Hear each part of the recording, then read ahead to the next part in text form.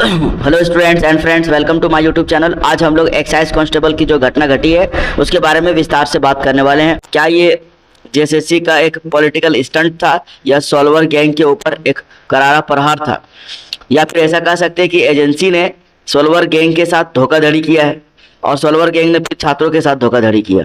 क्योंकि देखिए, exam conduct कराती है जेएसएससी, यानी कि एक आयोग है, और वो चयन करती है एजेंसी का। जेएसएससी की जो टीम है वहां से जब अप्रूवल मिल जाता है तो फिर बड़े पैमाने पर क्वेश्चन की प्रिंटिंग होती है और फिर क्वेश्चन को सील्ड लॉक करके कमीशन के निगरानी में रखा जाता है और फिर वहां से एजेंसी एग्जाम कंडक्ट करवाती है।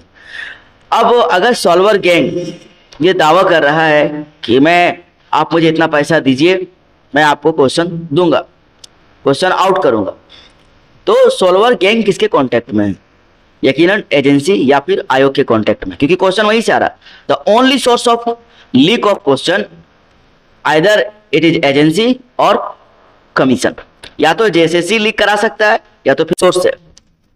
अब सॉल्वर गैंग जो है कुछ छात्रों को जमा करते हैं या पहले से कहीं सेटिंग होता है, उन लोगों को बाकायदा किसी एक जगह पर, किसी खास जगह पर रखा जाता है और वहां पर उसे क्वेश्चन एक दिन पहले रटवा दिया जाता है। क्या नैरेटिव पेश करेंगे? तो देखिए, जेएसएससी सीजीएल में बड़े पैमाने पर एक प्रयोग हुआ और वो प्रयोग काफी हद तक सफल रहा। प्रयोग ये था कि क्वेश्चन को एक दो दिन पहले आपको रटवा दिया जाएगा, क्वेश्चन का आंसर, और रटवाने के बाद जब कोई ठोस प्रूफ मिल जाएगा तो कह दिया जाएगा कि ये तो गेस क्वेश्चन था, एग्जाम के पहले पढ़ा गया था। एग्जाम के पहले हम पढ़े ना भाई, तो गेस आ गया एग्जाम में। अब जो हम पढ़े उसमें से अगर 150 क्वेश्चन अगर एग्जाम में पूछा गया है और उसमें से 60-70 क्वेश्चन अगर एग्जाम में आ गया तो इसमें मेरा क्या गलती है? मैं तो गेस क्वेश्चन जो है हमारा, जो इंपॉर्टेंट क्वेश्चन हमको जो मिला था वो हम पढ़े थे, आप भी पढ़ते तो आपका भी आ जाता। ये एक प्रयोग था। जबकि आपको मालूम है कि कंपटीशन के एग्जाम में क्वेश्चन पेपर को, जो एग्जाम का जो कंपटीशन का जो एग्जाम होता है वो क्वेश्चन किसी खास जगह से नहीं लिया जाता, किसी खास क्लास से भी नहीं लिया जाता, किसी खास किताब से भी नहीं लिया जाता, तो गेस कर पाना नामुमकिन है। लेकिन कुछ लोग हैं जो कि जिम्मेदारी से बचने की कोशिश करते हैं, जब पकड़े जाते हैं तो झूठ बोल देते हैं या फिर बचाव में भी आ जाते हैं। और इन सब में न्यायपालिका, कार्यपालिका और विधायिका तीनों का फेलियर है। एक्साइज कांस्टेबल में भी यही प्रयोग होने वाला था। सॉल्वर गैंग ने कुछ छात्रों को आंसर रटवा दिए। उसमें से जो आयोग ने, हमारा जो जेएसएससी का जो चेयरमैन है, उन्होंने ये एक्सेप्ट किया है पेपर 1 में 4 क्वेश्चन और पेपर 3 में 1 क्वेश्चन। पेपर 2 यानी जो आपका लैंग्वेज पेपर था उसमें एक भी क्वेश्चन नहीं मिला। तो उन्होंने इसको एक कोइंसिडेंस बताया कि इतने सारे क्वेश्चन की तैयारी करते तो अगर 4-5 क्वेश्चन अगर आ जाता है that is a guess question. Again वही नैरेटिव है, गेस क्वेश्चन। चलिए, इसको बड़े पैमाने पर प्रयोग में लाने वाले थे, लेकिन कमीशन या तो फिर आपका जाकर के एजेंसी ने सॉल्वर गैंग को धोखा दे दिया, जिसकी वजह से बड़े पैमाने पर गिरफ्तारी हुआ, भंडाफोड़ हुआ। कहीं ना देखिए, अगर क्वेश्चन पेपर लीक हो रहा है तो जो सॉल्वर गैंग क्वेश्चन को लीक कराने में लगे हुए हैं उसकी भी इंफॉर्मेशन किसी के पास है, तो जिसके पास वो इंफॉर्मेशन थी, वो लोकेशन थी, उन्होंने लीक कर दिया पुलिस के पास। पुलिस जाकर के था, ऐसी बात नहीं है कि पुलिस के पास जानकारी नहीं जाती है, पुलिस के पास जानकारी जाती है। पुलिस के पास जानकारी जाती है तो पुलिस जाकर के वहां पर रेड मारी। रेड मारने के बाद जितने लोग वहां पर थे वो सबको पकड़े गए।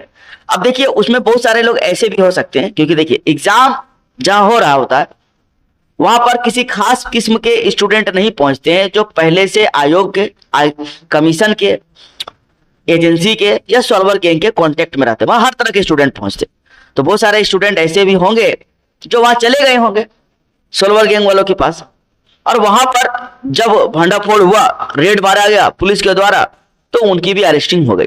तो ये टोटल 165 लोगों की जो अरेस्टिंग हुई है, इसमें जो मेन मास्टरमाइंड, ये मास्टरमाइंड को जाके पकड़ना चाहिए।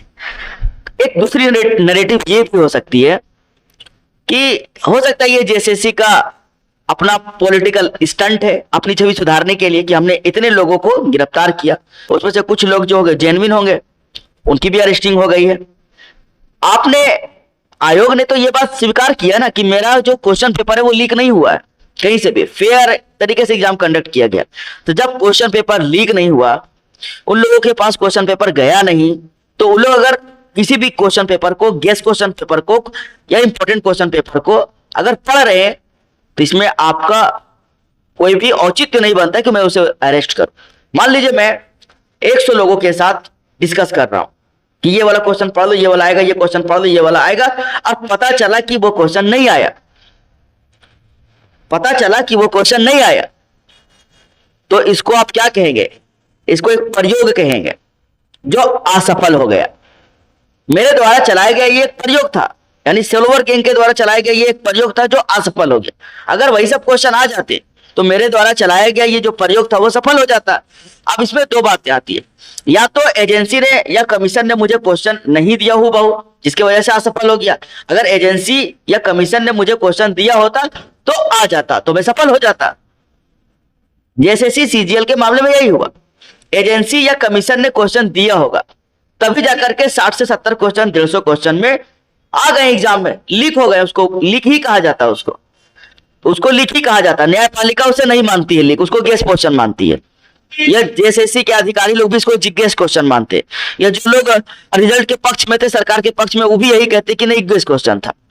लेकिन इतने बड़े पैमाने पर अगर क्वेश्चन आ रहा है जिसको किसी खास किताब से, जिसको किसी खास क्लास से नहीं लिया गया है, तो इसको आप गेस क्वेश्चन नहीं कर सकते, क्योंकि जो कंपटीशन का एग्जाम होता है शायद लोगों को पता नहीं है कि कितने सब्जेक्ट्स का एग्जाम होता है। इसमें पीजी तक का क्वेश्चन पूछा जाता है, क्लास 6 से लेकर के पीजी तक का क्वेश्चन रहता है अलग अलग सब्जेक्ट्स का।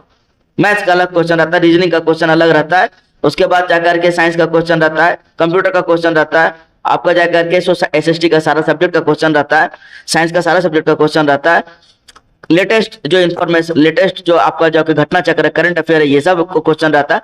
तो इसको आप गेस कर पाना मतलब क्या, वो समुद्र में आप तैर कर निकल गए, दैट इज इम्पॉसिबल अगर आप इस तरीके से सोचते हैं तब। लेकिन अगर आप की जो नैरेटिव है उसके पक्ष में जो सब सोचेंगे तो आप कहेंगे कि एवरीथिंग इज पॉसिबल। यही प्रयोग था जो असफल हो गया, यानी कि एक्साइज कांस्टेबल का जो पेपर लीक का प्रकरण था, प्रक्रिया चलाया गया था क्वेश्चन पेपर को लीक करने का, ये प्रयोग था जो असफल हो गया।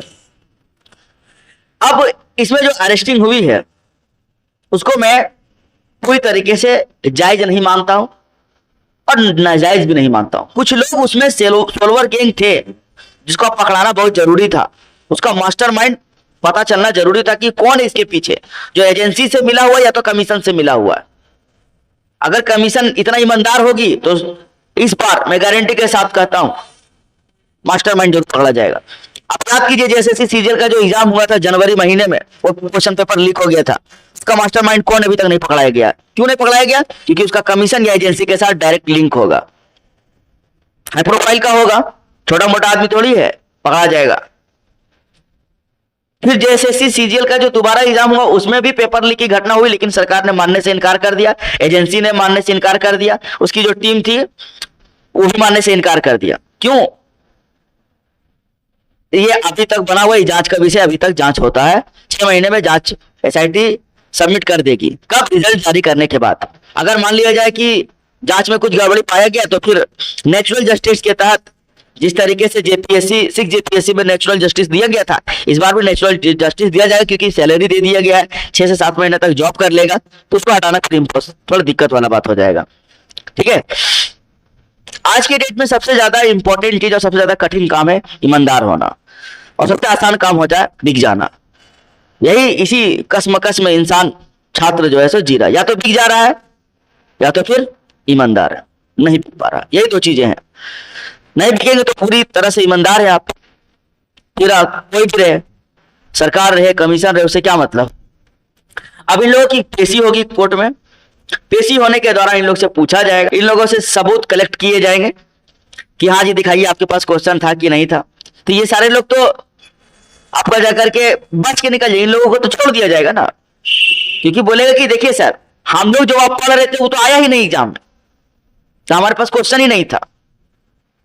जब क्वेश्चन ही नहीं था तो इसका मतलब हम लोग मॉक टेस्ट दे रहे थे, प्रैक्टिस कर रहे थे वहां पर, तो पेपर लीक ही नहीं हुआ। तो पेपर लीक नहीं हुआ तो हम लोग को पकड़े का है। मान लीजिए कि मैं एक आदमी का हत्या करने के लिए गया, वो आदमी बेड पर सोया हुआ था और हम लोगों ने मिलकर के उसको गला रेत दिया। बाद में पता चला कि अरे यार ये तो डमी है, ये तो डमी है, यानी कि कोई पुतला है, तो मैंने मर्डर किया ही नहीं। तो फिर सजा क्यों मिलेगा? जब आपने पेपर लीक कराया ही नहीं, आपका पेपर लीक हुआ ही नहीं, तो उसको जब आप पकड़ेंगे तो आप कोर्ट में क्या साबित करेंगे? क्वेश्चन पेपर लीक के आरोप